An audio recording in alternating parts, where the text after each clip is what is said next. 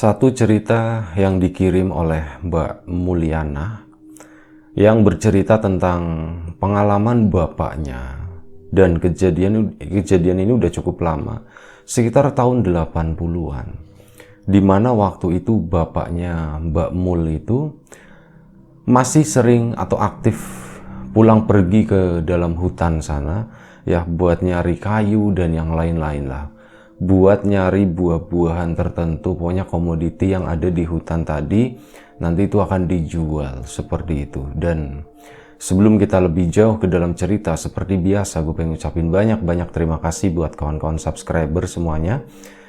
Terima kasih buat kawan-kawan yang udah kasih support, udah kasih dukungan. Terima kasih juga buat kawan-kawan yang udah ngasih like, udah nge-share ke yang lainnya. Nggak lupa juga terima kasih banyak buat kawan-kawan yang udah ninggalin komentar. Terima kasih juga buat kawan-kawan yang udah join jadi membershipnya Lapak Horor. Terima kasih banyak. Balik ke ceritanya Mbak Mul tadi, tahun 80-an waktu itu, cerita tentang bapaknya Mbak Mul, namanya Pak Durja. Nah, Pak Durja waktu itu seperti aktivitas sebelumnya ya, sering pulang pergi ke dalam hutan sana. Hampir setiap hari lah, pokoknya memang aktivitasnya di sana, karena memang Pak Durja juga nggak punya lahan sendiri, dan memang mayoritas di kampungnya itu cara hidupnya itu dari seperti itu ya, keluar masuk ke dalam hutan, ambil apa aja yang ada dari sana. Nah, waktu itu kebetulan Pak Durja itu pulang perginya itu memang berangkat itu pagi sekitar jam 7, dan biasanya pulangnya itu udah menjelang maghrib ya, bisa jadi jam 5 atau setengah 6 Pak Durja itu masih di hutan. Nah, suatu hari lagi perjalanan pulang, Pak Durja itu tiba-tiba langkahnya berhenti. Pak Durja sendirian waktu itu, biasanya itu sama teman-temannya. Adalah biasanya 2 atau 3 orang itu suka berbarengan, cuman kali ini memang Pak Durja itu agak sedikit telat, jadi dia itu paling belakang sendirian. Nah, di perjalanan tadi, di mana waktu itu udah lumayan dekat lah dengan perkampungan, cuman memang agak ke atas sedikit, tiba-tiba langkahnya terhenti gara-gara Pak Durja itu ngedenger ada suara isak tangis. Isak tangis seorang perempuan, kemudian sayup-sayup nanti ada suara orang laki-laki. Ini kan Pak Durja mikir, loh, dalam hutan udah sore begini, siapa ya itu? Kok ada laki-laki perempuan di sini? Ada apa nih gitu kan? Di mana sumber suaranya? Akhirnya Pak Durja pun coba nyimak, ngedengerin. Meskipun apa yang diomongi itu nggak jelas, lebih didominasi sama itu ya, sama tangis perempuannya. Pak Durja pun ngikutin suara tadi, dia pun belok ke kanan, bukan di jalur yang biasa dilewati sama Pak Durja. Dia ngambil kanan agak-agak nembus semak belukar ke sana, kurang lebih sekitar 30 atau 40 meter di depan. Di situ Pak Durja kakinya terhenti gara-gara dia tuh ngelihat ada sepasang laki-laki dan perempuan. Dan Pak Durja itu kenal mereka. Mereka itu adalah tetangganya Pak Durja. Biasa dikenal sama Pak Kurdi dan Bu Samah. Pak Kurdi dan Bu Lamah, sorry. Iya, itu Pak Kurdi. Wah, itu Pak Kurdi sama Bu Lamah kok di sini. Dan memang kondisinya tuh aneh waktu itu. Di sana kan banyak semak belukar, cuman ada ruangan yang gak terlalu lebar, kecil lah, gak besar banget, dimana di situ tuh ada bekas pohon tumbang yang udah tua, pohonnya gede, ngelabruk gitu ya, apa namanya ya, pohonnya tiduran. Nah, di situ mereka duduk di sana, cuman anehnya tuh begini, tangan mereka tuh terikat, kaki mereka terikat, bener-bener duduk di situ, nyender di batang yang roboh tadi. Dan Bu Lamah itu kelihatan nangis gitu. Pak, ini gimana Pak? Nasib kita gimana Pak? Kok seperti ini Pak? Iya, mau gimana lagi Bu? Memang udah semestinya seperti ini. Nah, saat mendengar itu ya, dialog yang tersampaikan, yang kedengeran sama Pak Durja tadi, ada rasa keinginan buat nolongin waktu itu.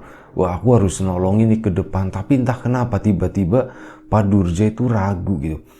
Ini ada apa ya? Mereka berdua di dalam hutan dan kaki tangannya itu terikat. Bu Lamahnya menangis, Pak Kurdinya ya mukanya juga kelihatan sedih dan takut waktu itu. Cuman itu tadi, kalau misal aku kesana sendirian, apalagi hari udah mulai gelap, ini kalau mereka berdua ternyata diculik dan penculiknya itu ada di situ, ya habislah gitu. Akunya malah repot gitu kan, antar dulu aku coba pantau dulu kayak gitu kan, dilihatin begitu. Nah tiba-tiba dari arah belakang sana, dari arah belakangnya Pak Kurdi dan Bu Lamah itu muncul ada satu sosok, dan sosok itu tuh menurut Pak Durja itu nyebutnya King Kong begitulah. Karena taunya cuma dari film, Pak Kurdi sendiri nggak tahu spesies masalah kera, monyet kayak gitu tuh nggak ngerti, jadi nyebutnya itu King Kong istilahnya. Wah, itu dari belakang itu ada sosok King Kong yang datang ke sana, terus dia entah bawa kayak bingkisan atau apa tuh dilemparin ke mereka berdua, grup. Di situ karena saking takutnya Pak Durja, dia pun langsung mundur pelan-pelan, kemudian dia turun lari ke bawah. Nah mikirnya tuh begini, tuh kan misal aku seandainya langsung ke sana terus si King Kong itu ngelihat, gimana nasibku, aku bisa dilemparin, bisa nyampe ke bawah langsung gitu. Mikirnya kayak gitu. Akhirnya apa? Turun ke bawah ke sana, begitu ke bawah tuh agak pelan-pelan nenangin dulu. Jangan sampai ketemu warga kelihatan ngos-ngosan. Soalnya kalau kelihatan ngos-ngosan berarti terjadi apa-apa nih gitu. Warga tuh nanti takutnya curiga. Berusaha nenangin diri gitu. Dia tuh pengennya tuh nggak cerita, tapi kalau nggak cerita ke yang lain, kasihan di sana Pak Kurdi sama Bu Lama. Itu sebenarnya ada apa? Aku juga nggak ngerti. Begitu turun ke bawah ke sana, bersih-bersih kan sampai rumahnya, bersih-bersih segala macam, terus sholat maghrib di musola waktu itu masih kekejar. Nah, selepas sholat maghrib itu bener-bener rasa ingin ceritanya tuh gede banget gitu. Sampai akhirnya tuh begini. Ada beberapa bapak-bapak yang waktu itu nongkrong di musola juga di sana selepas sholat maghrib. Akhirnya cerita di situ. Pak, saya tuh ada cerita tadi di hutan. Wah, apa? Cerita apa aja? Ini, tapi nggak tahu ini bener atau enggak ya. Soalnya kejadiannya tuh pas aku pulang tadi, kondisinya juga udah mulai gelap, udah surup. Bisa jadi ini cuman salah lihat doang gitu ya. Emang ada kejadian apa? Kamu ketemu setan atau gimana? Lah ini tuh kayaknya lebih serem dari setan Pak, kata Pak Durja seperti. Wah loh, kenapa emang ada apa? Saya mau nanya dulu, Pak Kurdi sama Bu Lamah itu gimana ya gitu? Oh, Pak Kurdi sama Bu Lamah kan lagi sakit Pak. Sakit? Sejak kapan itu? Kayaknya 3 hari ini Pak. Loh kok saya nggak ngedenger ya? Kok saya nggak tahu beritanya kalau mereka tuh sakit? Ya jenengan ke hutan terus soalnya, kata para penduduk yang ada di situ. Setelah itu pun dilanjutin. Mikir juga Pak Durja waktu itu, loh lagi sakit kok sampai ke hutan gitu ya. Lah terus mereka di mana Pak? Mereka di rumah atau di mana Pak? Ya mereka di rumah, orang mereka tuh nggak bisa ngapa-ngapain. Sambil dibisikin waktu itu sama salah satu bapak-bapaknya. Mereka itu udah kayak orang mati Mas. Wah kayak orang mati gimana? Ya udah cuma tidur-tiduran doang. Kayak orang koma begitulah. Diajak ngomong udah nggak nyautin, kayak gitu, matanya juga udah merem gini doang. Dan ya itu tadi di rumah mereka tuh berjajar berdua begitu setiap hari. Itu istri saya tadi sore juga katanya baru nengokin kondisinya masih seperti itu. Waduh, terus apa? Tadinya mau cerita ya, tapi Pak Durja jadi mikir lagi kan, ini kalau misal diceritain pada percaya atau enggak ya, atau aku dikiranya nanti cuman mengada-ngada doang tuh. Emang ada apa sih Pak Durja kok nanyain mereka berdua gitu? Emang jenengan belum nengokin ke sana? Belum, saya belum sempat nengokin. Nah itu tadi, saya tuh ada cerita. Tapi balik lagi nih ya, jenengan percaya atau enggak? Emang ada apa Pak? Sewaktu saya mau pulang ke sini karena udah sore ya tadi, tiba-tiba langkah saya terhenti dan saya ngedengar suara ada suara perempuan nangis gitu. Wah, kuntilanak dong Pak. Bukan itu. Saya ikutin suaranya ke sana, masuk ke semak-semak. Dan di situ saya kagetnya tuh saya ngeliat Pak Kurdi sama Bu Lama suami istri itu. Mereka lagi diikat Pak di sana di salah satu pohon gitu ya. Pohonnya itu udah tumbang, mereka tuh nyandar di situ, tangannya tuh terikat begini sama kakinya. Kok bisa ya, sejak kapan Pak Kurdi bangun? Orang istri saya tadi sore aja baru nengokin. Nah itu tadi Pak, jangan-jangan ada sesuatu yang lagi terjadi di sini yang kita sendiri nggak tahu Pak. Apa sih sebenarnya ini semua? Wah bisa jadi ya. Gini aja deh, kita coba yuk kita mampir ke rumahnya Pak Kurdi sana. Sekalian nengokin gitu, mastiin semuanya gitu. Akhirnya apa? Mereka pun dari musola menuju rumahnya Pak Kurdi. Disamperin ke rumahnya Pak Kurdi, ya bener Pak Kurdi sama Bu Lama itu kondisinya masih sakit, masih koma, nggak bisa bangun, buru-buru bangun ya, melek pun enggak gitu, diajak ngobrol pun, diajak ngomong pun cuman diem aja kayak orang tidur. Ditanyakan sama pembantunya di situ, kebetulan begini loh, Pak Kurdi sama Bu Lama itu adalah salah satu orang kaya di kampung itu. Yang pembantunya juga lebih dari satu orang, anaknya juga udah gede-gede. Akhirnya ditanyain kan, ini bapak gimana sih kejadiannya? Waktu itu Pak Durja yang nanya, karena memang baru sekali itu nengokin ya, jadi nggak tahu cerita lengkapnya tuh seperti apa. Ya nggak tahu Pak, kata anaknya kali ini yang ngejelasin. Bapak sama ibu, saya denger sih malam harinya sekitar jam 2 atau jam 3 pagi itu kayak teriak-teriak di kamar gitu. Teriak-teriak gitu kan. Waktu itu saya dan adik saya itu kebangun mau coba nolongin, mau masuk kamarnya tapi kamarnya dikunci. Sampai akhirnya kami bingung gitu kan, karena teriak-teriaknya tuh bener-bener keras banget Pak. Kayak orang berantem tapi bukan cekcoknya mereka bertiga, tapi seolah-olah itu ada sesuatu yang lain. Mereka tuh kayak teriak-teriaknya orang berantem dan ketakutan begitu. Makanya kan kami bingung, ini ada apa sih mereka berdua nih, orang tua kami. Akhirnya kami pun ke belakang coba ambil linggis buat ngejebol pintunya. Karena waktu itu Pak buka.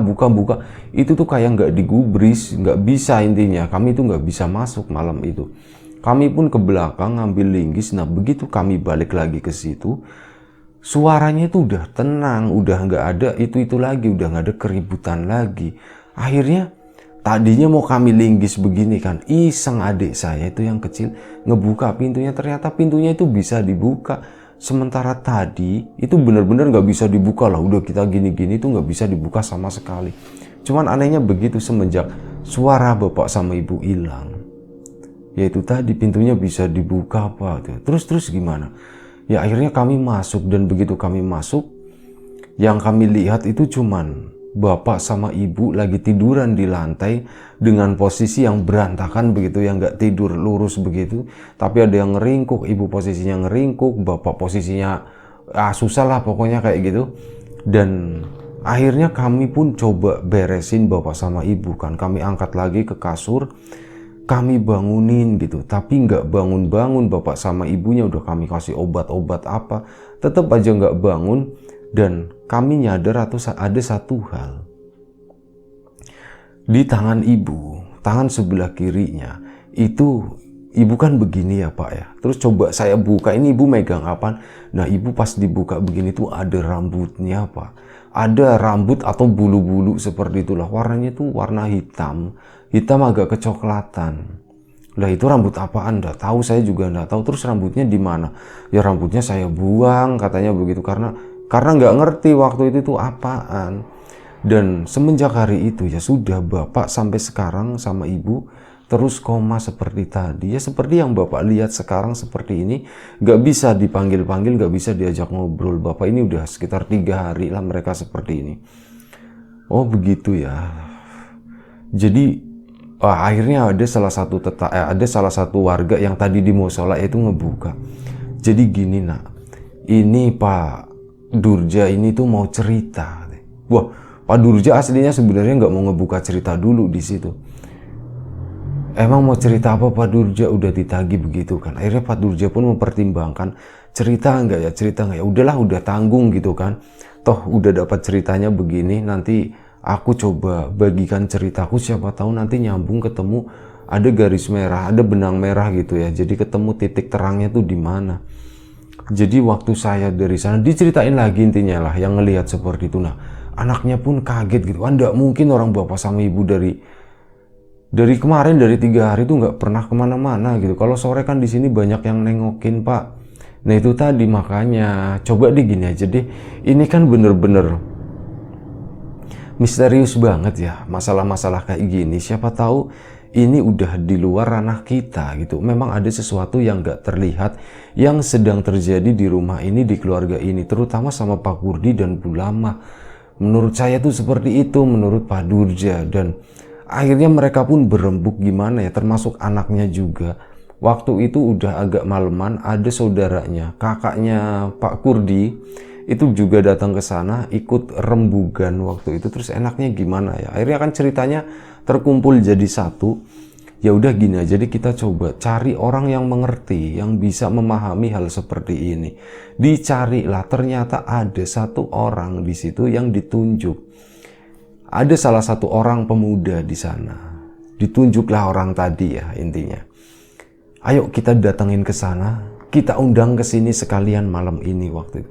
Akhirnya ada utusan dikirim ke pemuda tadi, dibawalah pemuda itu ke situ. Nah, diceritain waktu itu, sebelum diceritain si pemuda itu sebentar ya, sebelum cerita sebentar saya mau nengok bapak sama ibu dulu katanya waktu itu. Akhirnya si anak tadi, si pemuda tadi dianterin ke sana ke dalam, dilihat begini, terus udah keluar lagi. Oh jadi gini mas, pak mohon maaf, mungkin untuk menyingkat waktu bapak semuanya itu nggak usah cerita dulu deh, soalnya kemungkinan saya tahu gitu. Oh jenengan udah tahu kondisinya? Iya saya tahu, ini Pak Kurdi sama Bu Lama itu lagi nggak di sini.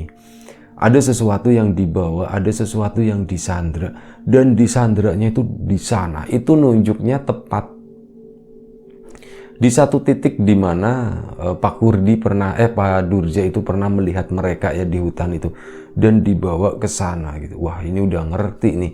Ya udah gimana mas enaknya? Ya udah malam ini kita coba berangkat ke sana. Saya mungkin butuh sekitar ya 4 atau 5 orang atau sebanyak-banyaknya aja deh yang mau ikut itu siapa. Tapi cukup orang-orang yang udah mengerti ceritanya, orang-orang yang udah dengar ceritanya, soalnya saya juga nggak mau di sana nanti waktunya dihabiskan sama orang-orang ngobrol gitu yang tanya-tanya sebenarnya ada apa sih, sebenarnya ada apa sih. Saya menghindari itu. Ayo mendingan begini aja, disiapkan semuanya, bapak-bapak semua yang di sini yang muslim wudhu begitu. Akhirnya mereka pun pada ikut semuanya wudhu semuanya. Si pemuda tadi pun wudhu. Jenengan anaknya tunggu di sini aja ya katanya. Oh nje, baik. Anaknya itu nggak boleh ikut, disuruh tungguin bapak sama ibunya. Mereka pun singkat cerita, mereka pun berangkat ke sana berbondong-bondong. Waktu itu bawanya udah bukan senter lagi, tapi bawanya itu obor. Karena senter waktu itu nggak semua orang itu punya senter. Bahkan ya zaman sekarang juga nggak semua orang punya senter sih, masih banyak orang minjem gitu kan. Apalagi di tahun 80-an itu, dimana listrik penyebarannya juga belum merata. Malam di kampung itu tuh gelap banget. Berangkatlah rombongan itu ke sana. Jumlahnya itu ada belasan waktu itu. Dipimpin oleh sang pemuda tadi, pergi ke sana, naik terus ke atas. Sampai di satu titik pemuda tadi itu berhenti. Pak Kurdi itu di belakang sebagai penunjuk jalan sebenarnya. Tapi seolah-olah Pak Kurdi itu belum bilang nanti belok gitu segala macam ya. Di satu titik dia tuh berhenti, di mana mungkin kurang lebih sekitar 5 meter ke depan itu adalah belokan. Itu ya yang pernah dilewati sama Pak Durja waktu itu buat ketemu sama Pak Kurdi sama Bu Lama. Berhenti di sana. Pak Kurdi, nanti ini kita belok ke sana kan, belok ke kiri kan. Oh ya bener mas. Oh ya udah, jalan lagi ke sana. Set. Pelan-pelan ya, di sini kita pelan-pelan ya. Gitu. Pelan banget gitu. Nah, sampailah mereka di suatu tempat di mana Pak Durja itu ngelihat Pak Kurdi sama Bu Lama. Sesampainya di sana mereka tuh heran, loh Kok cuman ada batang pohon doang, mereka berdua kok nggak ada waktu itu. Ya, si pemuda tadi cuman sabar katanya. Udah ya, begini ya, ini nuhun sewu banget. Waktunya jangan dihabiskan buat tanya ini itu gitu. Mending begini aja, tolong bantu saya dengan doa katanya. Baca apa aja yang menurut jenengan itu paling baik gitu. Itu baca apa aja, tolong kuatkan saya, bantu saya dengan doa gitu. Akhirnya ya begitu, mereka pun akhirnya yang di belakang itu pada diem semua. Masing-masing pada berdoa dalam hati yang gak tahu pada baca apaan. Nah, si pemuda tadi itu bilang, bapak-bapak tunggu di sini aja, nanti biar saya sendiri yang masuk ke sana. Semuanya cuman pada ngangguk begini ya, dan mukanya waktu itu termasuk Pak Durja juga tegang banget. Udah si pemuda itu melangkah pelan-pelan menuju ke pohon itu. Dia itu berjalan mengelilingi pohon tadi selama beberapa kali yang Pak Durja sendiri nggak inget waktu itu berapa kali, yang jelas itu lebih dari 3 kali lah. Soalnya cukup lama juga diputerin terus kan gitu sambil seolah-olah itu baca doa. Karena di sana juga cahayanya minim banget. Jadi apa yang dilihat sama Pak Durja waktu itu ya, si pemuda itu lagi baca-baca doa, puter terus. Itu bener-bener lama banget loh, hampir 1 jam. Sampai akhirnya si pemuda tadi itu berhenti di titik dimana dia itu mulai. Kemudian dia mundur beberapa langkah sampai posisinya tuh deket sama Pak Kurdi. Setelah itu bapak-bapak coba merem sejenak katanya. Akhirnya disuruh merem semuanya, merem begini. Nah, sekarang buka lagi bapak gitu ya. Begitu dibuka, pada kaget semua. Ternyata di situ iya, mereka baru ngelihat ada Pak Kurdi sama Bu Lamah. Kondisinya tuh persis sama seperti yang diceritain sama Pak Durja. Kondisinya diikat seperti ini, nggak berdaya. Bu Lamahnya juga masih nangis-nangis di situ. Nah, si pemuda tadi mundur. Tadi itu belum kebuka, tadi sore sempat kebuka, tapi sekarang udah nutup lagi, jadi saya butuh ekstra tenaga buat ngebuka lagi katanya. Seperti apanya mas yang kebuka mas? Ya udah jangan nanya dulu, nanti dijelasinnya di bawah aja ya, kata si pemuda tadi. Oh iya maaf, udah bapak berdoa aja, nanti biar saya jelasin seperlunya gitu. Setidaknya ini bisa menjawab penasaran kok bisa begini bisa begitu, tapi ya masih terbatas untuk saat ini. Nah, si pemuda tadi pun terus di situ. Mereka benar-benar berdiri memaku gitu. Semuanya belasan orang itu cuman ngelihatin Pak Kurdi sama Bu Lamah yang nangis seperti. Tapi anehnya tuh begini. Pak Kurdi sama Bu Lamah itu seolah-olah nggak ngelihat mereka ya. Mereka itu nggak kelihatan. Jadi dilihat dari pandangannya begini, Pak Kurdi yang udah mulai agak melamun gitu, pandangannya kosong kesana kemari, itu kayak nggak ngeh kalau di depannya mereka itu ada orang-orang. Jadi tetap kayak gini, terus nanti lihatin lagi, udah tangannya kan diikat gini ya, bu tenang gitu katanya seperti itu. Begini lagi ngeliatin lagi, tapi ya, matanya tuh nggak pernah berhenti di situ, terus muter-muter matanya begitu sampai akhirnya tuh begini.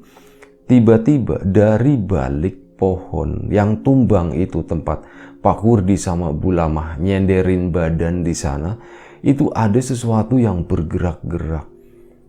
Warga waktu itu termasuk Pak Kurdi juga udah ngeh, mas itu ada yang mau datang kayaknya. Iya betul, ini yang mau datang seperti yang bapak lihat itu sore itu. Wah, Pak Kurdi pun mundur sejenak gitu kan, soalnya itu tuh serem banget, katanya gede banget. Meskipun nggak segede yang di film King Kong ya. Film King Kongnya Pak Kurdi berarti film King Kong dulu gitu kan. Bukan yang sekarang. Nah kayak gitu.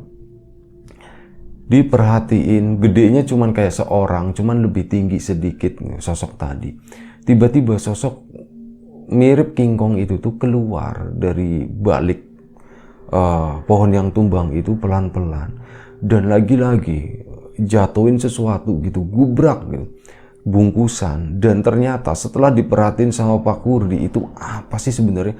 Ternyata itu tuh jeroan gitu, mirip jeroan ya. Setidaknya yang dilihat sama Pak Kurdi itu ada ususnya, ada ininya, tapi nggak tahu itu tuh jeroan apa, nggak ngerti. Yang jelas itu tuh, wah itu apa sih, kok daging lembek-lembek seperti itu. Oh ya Allah, itu ternyata ini apa namanya jeroan, dan si makhluk tadi itu ngambil.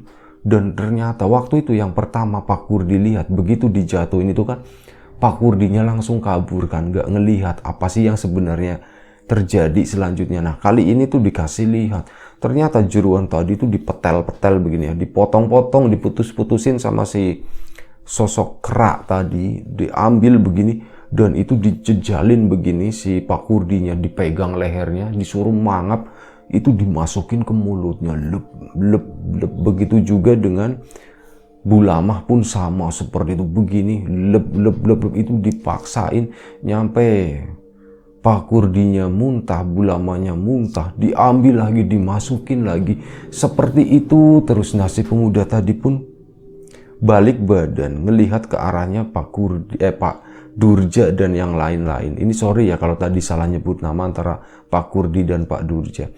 Nah balik ke arahnya Pak Durja dan warga. Ada sesuatu yang besar terjadi di sini gitu. Dan ini menyangkut kehidupan banyak orang juga. Maksudnya gimana mas? Itu tadi Pak, mohon maaf jangan bertanya dulu. Ya ini tuh semacam pesugihan katanya. Loh pesugihan gimana? Lagi-lagi jangan nanya dulu, kata si pemuda itu. Nanti ya Pak, ya sabar bang. Ini saya ngejelasinnya juga masih agak susah. Ini fokus saya tuh gimana caranya ngebawa pulang Pak Kurdi dan Bulamah. Ini gimana caranya saya nggak ngerti ini. Ya udah kita berdoa sama-sama, kita berdoa sama-sama. Katanya seperti itu. Mereka pun nunggu di sana. Si pemuda tadi nunggu ngasih instruksi ya. Udah kita tunggu di sini, kita sabar dulu katanya. Mereka pun, si pemuda tadi kayak ngasih isyarat untuk jongkok atau duduk di situ ya. Udah kita jongkok dulu, kita tungguin sampai apa? Adegan masukin makanan tadi ke mulutnya Pak Kurdi dan Bulamah itu selesai. Tiba-tiba makhluk tadi tuh pergi ke belakang dan menghilang begitu aja, plas hilang. Akhirnya si pemuda tadi pun mulai ngedeket ya. Dia melakukan kayak putaran lagi begini. Sampai akhirnya Pak Kurdi itu ngeh gitu ya. Kayak begitu si pemuda tadi posisinya di belakangnya. Mau ngelanjutin putaran. Tapi waktu itu masih di belakang. Pak Kurdi itu kayak ngedenger suara gitu ya. Dia tuh berusaha nengok tapi mungkin bukan gitu. Ragu-ragu. Nah sampai akhirnya bener-bener Pak Kurdi itu kaget begitu ngelihat si pemuda tadi ke situ. Di sanalah Pak Kurdi pertama kali ngelihat si pemuda itu. Bulamah juga ngelihat. Bulamah itu langsung setengah histeris gitu kan. Tolong.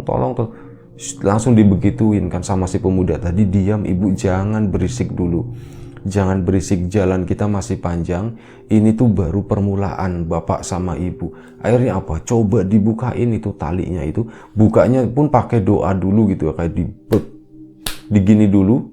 Setelah itu baru dibukain ininya, talinya. Kakinya pun sama. Bulamah pun juga. Akhirnya mereka tuh bisa kebangun. Dan akhirnya digandeng sama dua begini ya. Megang si pemuda tadi tuh digandeng. Sambil si pemuda tadi tuh nengok ke belakang. Takutnya ada sesuatu yang ngikutin dari sana. Tapi untungnya alhamdulillah ternyata ndak ada. Nah si pemuda tadi tuh ngasih isyarat. Warga itu langsung begini ya. Lari, maksudnya tuh lari secepat-cepatnya. Mereka pun warga pun lari termasuk Pak Durja itu. Nah ini Pak Kurdinya juga setengah ditarik ya. Mereka kan kondisinya udah lemes. Setengah ditarik begini. Dan anehnya tuh begini. Pak Durja kan lari duluan. Si pemuda tadi itu di belakangnya. Tiba-tiba setelah sampai bawah ditungguin. Pak Durjanya nungguin. Sama warga yang lain. Itu bingung.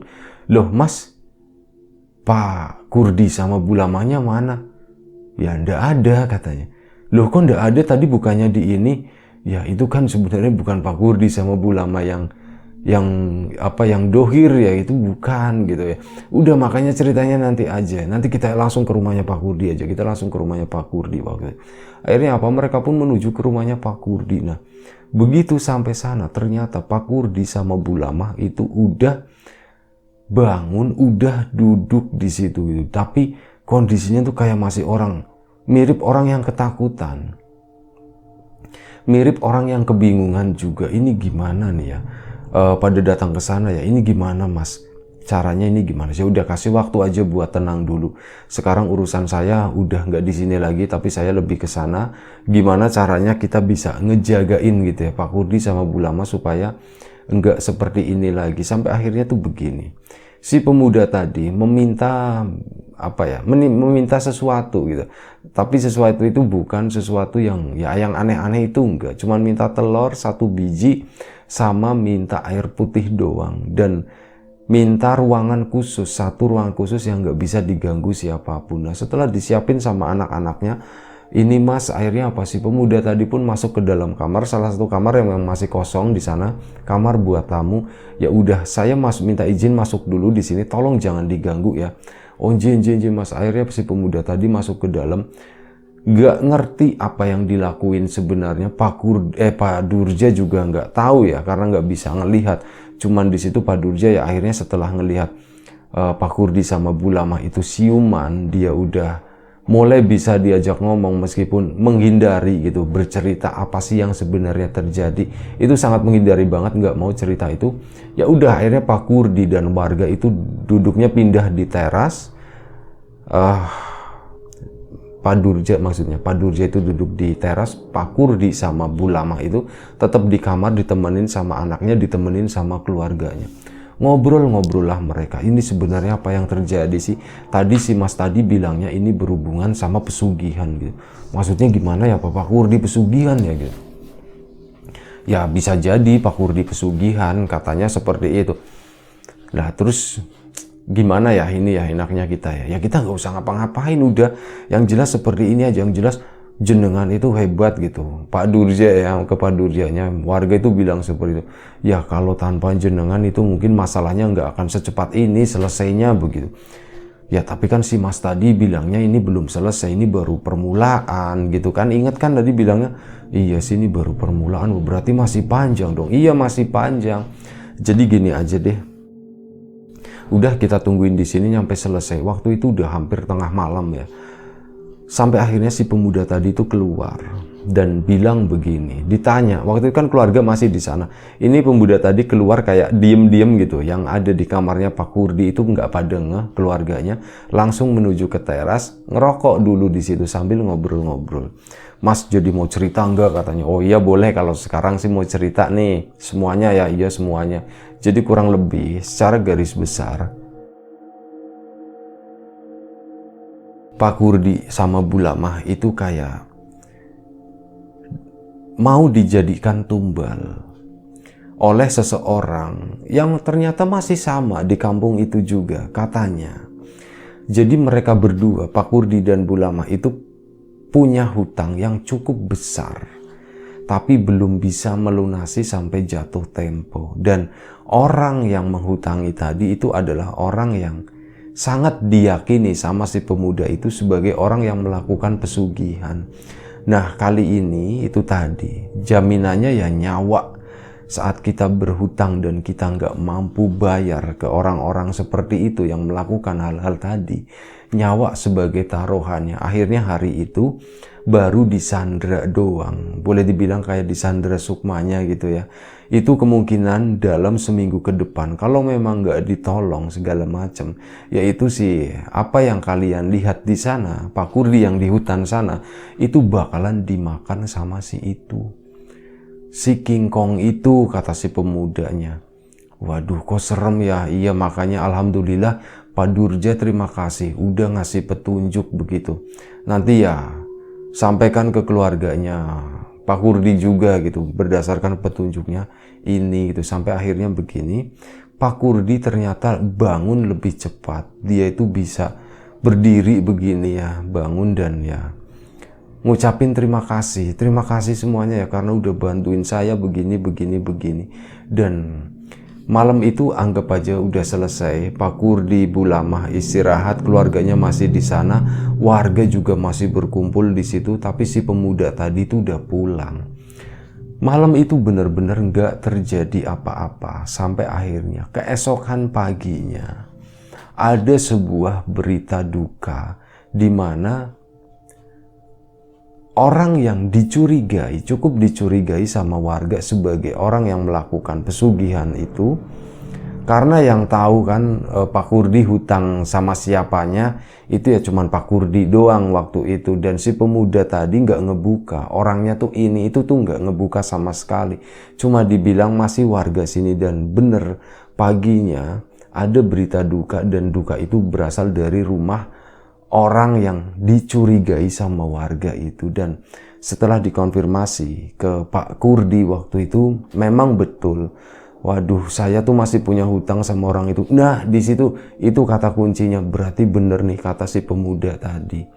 Emang orang itu yang ini, tapi nggak tahu apa sih penyebabnya si orang yang melakukan pesugihan itu meninggal. Kita juga nggak pernah tahu. Dan si pemuda tadi saat ditanya-tanya, dia juga memilih diam, nggak mau menjelaskan apapun tentang hal tadi.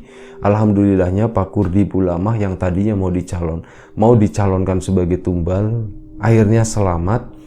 Justru itu berbalik sama pelakunya sendiri. Dan memang karena ya keterbatasannya Pak Durja juga, mungkin ada banyak hal-hal yang masih perlu ditanyakan ya, yang kebetulan memang itu di luar pengetahuannya Pak Durja juga waktu itu. Dia nggak punya insting atau jiwa untuk melakukan sebuah investigasi atau apa yang sebenarnya terjadi begitu, itu enggak. Dia cuman pasif menerima informasi aja, dan setelah disatuin sama Mbak Mulyana, ya udah akhirnya jadilah cerita yang seperti ini, kurang lebih seperti ini.